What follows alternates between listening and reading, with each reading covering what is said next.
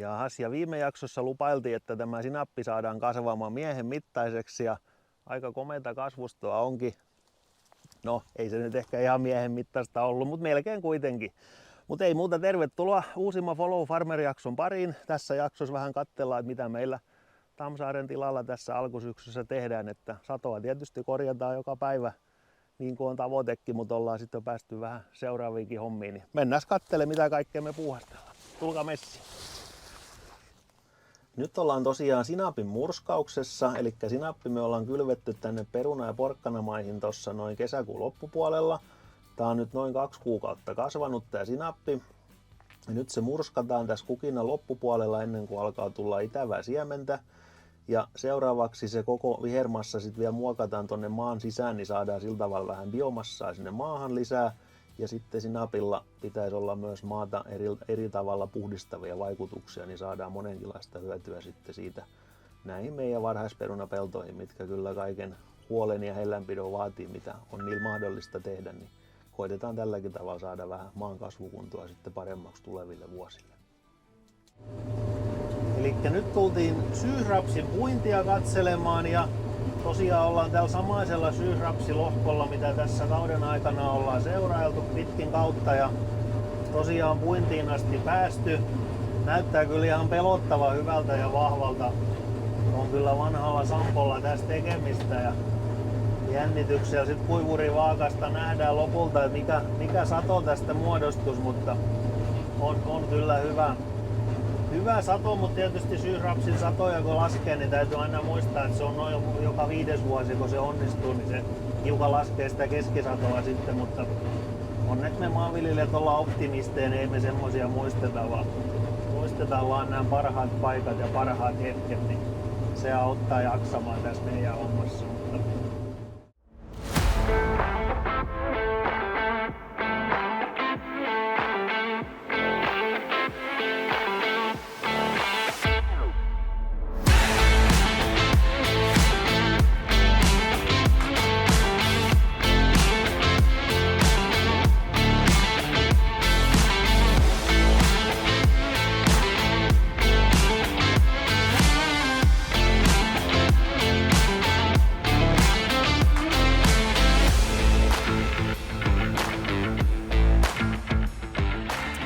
Tervetuloa uusimman Follow Farmer-jakson pariin meille Tamsaaren tilalle.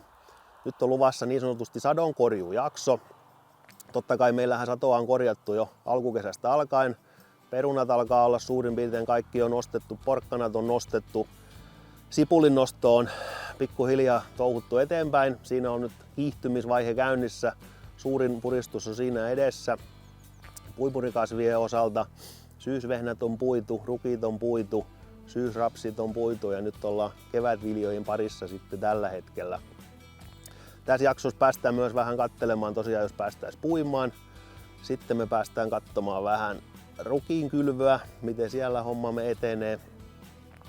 Ja myöskin sipulin karhotukseen voitaisiin päästä sitten katselemaan, jos ei sateita tule, mutta syksyn säännöt on ollut tämmöinen, että koska tahansa saattaa sataa, ei nytkin siltä näyttää, mutta eikös me sen verran päästä katselemaan.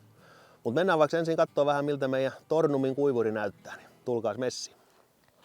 Eli kuivurina meillä on tämmönen ehkä vähän erilainen Suomessa, mutta Ruotsissa hyvinkin perinteinen. Meillä on Tornumin kuivaamo. Ensinnäkin alkaa siitä, että meillä on läpiajettava kaatosuppilo tuossa mun takana, niin meillä kun suurin osa viljasta tulee tuolta vähän matkojenkin päästä kuorma-autolla ynnä muilla, niin se on siinä oikein kätevä sitten, että saa päästään vauhdikkaasti kuormasta eroon. Meillä on hiukan reilu 20 kuution kaatosuppilo, eli aina saadaan sinne sitten vaihtolavallinen kipattua. Sitten sen jälkeen meillä on 2 reilun 20 kuution kaappia, eli aina saadaan kaatosuppilollinen menemään kaappiin. Ja Tornumin 2 kaapin systeemihän toimii sillä tavalla, että toista kuivataan ja siinä aikana kun toinen kuivaa, niin toista pystytään sitten täyttämään valmiiksi. Sitten kun tulee kuivaus valmiiksi ekas kaapissa, siirretään lämmöt vaan kakkoskaappiin niin sanotusti, jonka aikana ykkönen alkaa sitten jäähdyttelemään ja tyhjentämään ja täyttämään ja odottamaan taas, että kakkonen on tullut valmiiksi ja sitten taas ykköseen lämpö, että se on niin omalla tavallaan jatkuva toiminen systeemi. Ja kaikki tapahtuu sitten vielä sen lisäksi yhdellä elevaattorilla, eli logiikkaohjaus koko ajan pitää huolen, että kaikki pysyy oikeassa järjestyksessä. Että sillä tavalla aika huoleton isännän kannalta, että sitä pystyy aamulla ohjelmoimaan koko päivän kuivaukset siihen valmiiksi ja se sitten täyttää ja tyhjentelee itsekseen siellä sitten sen mukaisesti. Ihan toimiva systeemi. Vähän erilainen, mutta ihan toimiva. Ja sen lisäksi kaikki viljan ulosajaminen tapahtuu myös tässä samasta paikkaa meidän takaa kaatosuppiloiden päältä. Siellä on kuormaussiilot siellä ylhäällä. Ja kaikki viljat myös ulkosiiloista ajetaan takaisin noihin kuormaussiiloihin ja sieltä sitten näppärästi pudotetaan vauhdikkaasti kuormaan. Kun sen hetki tulee, niin myös viljan ulosajaminen on vauhdikasta ja nopeaa. Että tavallaan miksi tässä on aika pienetkin kaapit, 20 kuution kaapit, niin ruotsalainen ajatusmalli siinä kuivauksessa on erilainen kuin meillä Suomessa. Kun meillä Suomessa on se ajatus, että se mikä on tänään puitu, niin täytyisi olla jo vähän niin kuin kuivattu ennen kuin se on edes puitu, että kauhean kiire kuivata.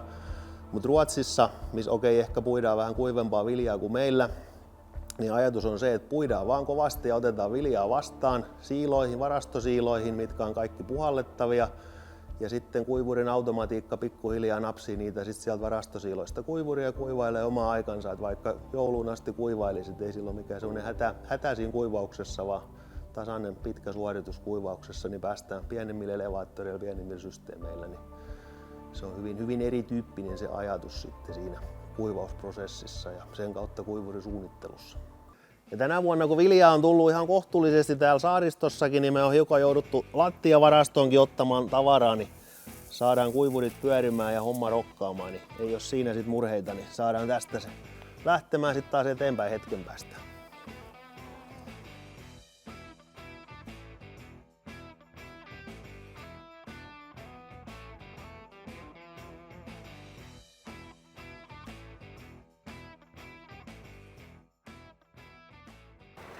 Mutta nyt ollaan täällä sisämaassa ja niin kun ruismaata tuossa tehdään, niin näkyy, että maa on ehkä pikkasen liian kosteeta, mutta se on toi etäviljelijän autuus, että kun koneet laahataan, niin sit koitetaan vaan tehdä notko pois ja siirtyä seuraavaan notkoon. Kyllä. Tämä kasvukausi on ollut haastava. Alkukasvukausi oli todella kostea ja sateinen. Täällä ei onneksi niin kuin liikaa vettä tullut, ettei niin kuin sen takia mennyt sato pilalle. Ja sitten tuli se pitkä hellekausi, niin se verotti kyllä kevätviljoista varsinkin satoa jonkun verran pois. Sitten tultiin tähän nousiaisten valpperiin vähän seuraamaan syyskylvöjä. Nyt ollaan semmoisella peltolohkolla, kun keväällä piti kevätvehnää kylvää, mutta sitten meni kylvöt niin pitkälle ja oli niin kylmää ja kamalaa, niin päätettiin jättää kevätkylvöt sitten tekemättä ja kylvettiin saneerauskasvia sitten kesäkuun lopulla tähän öljyretikkaan. Ja nyt sitten hyvissä ajoin on kynnetty ja äästetty sitten pelto ja nyt ollaan rukiin kylvössä. Meillä on tässä SYB-poppi on lajikkeena. Kinto plus peitattuna tietysti niin kuin kuuluukin pasfinaineilla. Ja itse asiassa tämä kyseinen siemenerä on viljelty tuolla meidän harjoittelija Iiron kotitilalla sitten vielä, että ollaan niin kuin hyvinkin tunnetaan sitten siemenen juuret, mistä sitten tulevat, niin ei pitäisi olla siinäkään murhetta. Katsotaan vähän miltä meidän kylvötulos näyttää. Pellon pinta on nyt hiukan kostea, mutta ihan ok muokkautunut ja täällä meillä on noin siemenet maassa ja peittausaine on tasaisesti levittynyt siemenen ympärille. Tosiaan tässä on öljyretikka ollut nyt kesällä sitten saneerauskasvina, että esikasvi on semmonen ihan ok ja eikö se täältä sitten hyvin lähde liikkeelle, niin muuta kuin mullat takaisin päälle ja odottelemaan juurtumista. Syyskylvöistä meillä on tänä vuonna semmoinen suunnitelma, että syysrapsia nyt sitten ei kylvetty ollenkaan, koska kerrankin saatiin onnistunut sato siinä, niin lopetetaan nyt huipulta sen kanssa, että ei tule pettymyksiä sitten siinä ensi talvena. Katsotaan sitä sitten muutaman vuoden päästä uudestaan. Mutta ruista nyt parhaillaan kylvetään tässä meidän takana, että sitä meillä tulee joku semmoinen reilu 30 hehtaaria tulee ruista ja sitten sen jälkeen jatketaan syysvehnän kylvöllä heti, että katsotaan vähän kuinka sitten saadaan kylvöä, miten kelit ja kalenteri näyttää, mutta 40 hehtaaria nyt ainakin jos saataisiin ja katsotaan vähän enemmänkin, että kyllä ne syyskasvit vaan täällä meillä kun normaalisti on kuivaa, niin kyllä ne vaan kevätkasvit voittaa 100-0 todennäköisesti, että totta kai niissä on omat juttunsa niissäkin, mutta pyritään niin paljon kylvämään, kun järkevästi sopivia peltoja löydetään ja aikaa ja intoa sitten niihin riittää.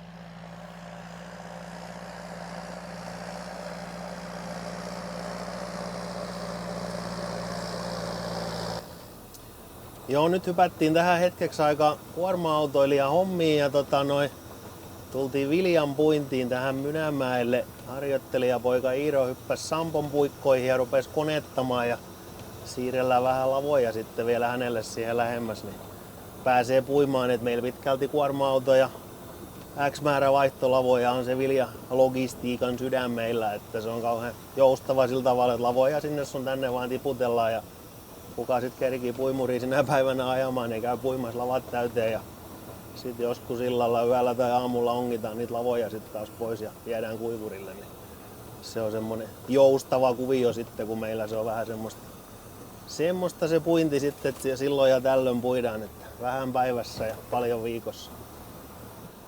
Et yleensä me saadaan sadonkorjuu sitten siinä syys-lokakuun vaihteessa sitten valmiiksi, että keleistä tietysti riippuu, niin kuin tämä ammatti nyt täysin riippuu, mutta ei lokakuun puolella hirveästi enää mitään sitten sadonkorjuuhommia sais olla tekemättä sit siinä kohtaa. Mutta varmaan se aina hiukan lokakuun puolelle sitten myöskin venähtää se projekti. Mutta loppusuoralla ollaan näin syyskuun alkupäiviä, kun nyt eletään. Ja harjoittelija ei ole näköjään tottunut näin mittaviin kaurasatoihin, mitä täältä tulee, niin puimurin keula meni tukkoon. Ja myös Sampokin on ihmeissään tämmöisenä syksynä, kun oikeasti on jotain puitavaa, niin joskus käy näinkin sitten, mutta tää on tätä normaalia Sampon henkilön elämää.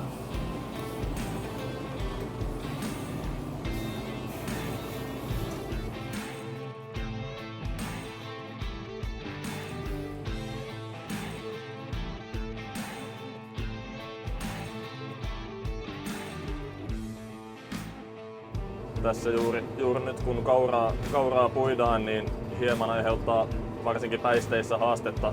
Tuolla on pientä jälkiversontaa ja aika paljon niin kuin vihreyttä tuolla pellossa, niin muutaman kerran se on lyönyt Samposta pöydän tukkoon päisteissä, mutta pääsääntöisesti on ihan hyvin sujuu. No niin, ja sitten saavuttiin puimurikasvien jälkeen nyt tänne vihannessektorille. Tultiin tänne Köyliön kunnan alueelle katsomaan vähän sipulihommia. Sipuliviljelysysteemihän menee sillä tavalla, että sipulit on ensin keväällä istutettu istukkaista ja sen jälkeen kovasti aktiivista kasvinsuojelua, että ruiskutuskertoja tulee semmonen 15-18 kappaletta, että siinä on niin rikkakasvitorjuntaa, tautitorjuntaa, erilaista lehtilannotusta. Hyvin monenlaista. Me koitetaan hoitaa ne tosi hyvin ja ajetaan ennemmin muutama kerta sitten ylimääräistä erilaisten lehtilannoitteiden naattiterveyden edistämiseksi. Ja sitten lopulta tänä vuonna kelit on suosineet ollut sopivasti, sateita ei liikaa eikä liian vähän, niin ollaan saatu kyllä toistaiseksi todellakin hyvä iso sipulisato aikaiseksi.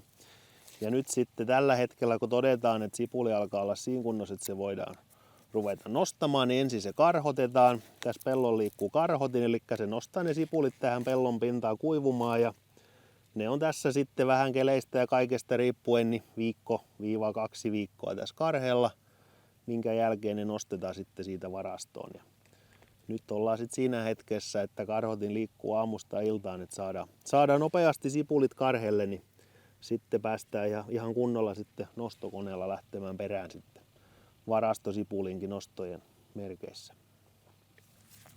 Et tosiaan sipulinostohan me ollaan aloitettu jo siellä heinäkuussa ja heinä-elokuukin nostellaan vähän niin kuin sitä mukaan mitä kauppa sitten käy. Ja nyt sitten käytännössä meillä on niin paljon sitä sipulia, että jossain vaiheessa on vaan pakko aloittaa sitten se varastoihin karhottaminen ja nostaminen, niin sitten vaan tehdään se päätös, että nyt vaan ruvetaan ja ajetaan sitten kaikki pois, että saadaan ennen joulua sitten sadonkorjuu valmiiksi, niin joskus se on sitten vähän isompaa silloin ja joskus vähän pienempää, mutta sitten vaan on pakko jossain vaiheessa aloittaa, niin saadaan se koko pinta-ala sitten johonkin järkevää aikaa sitten vielä varastoihin.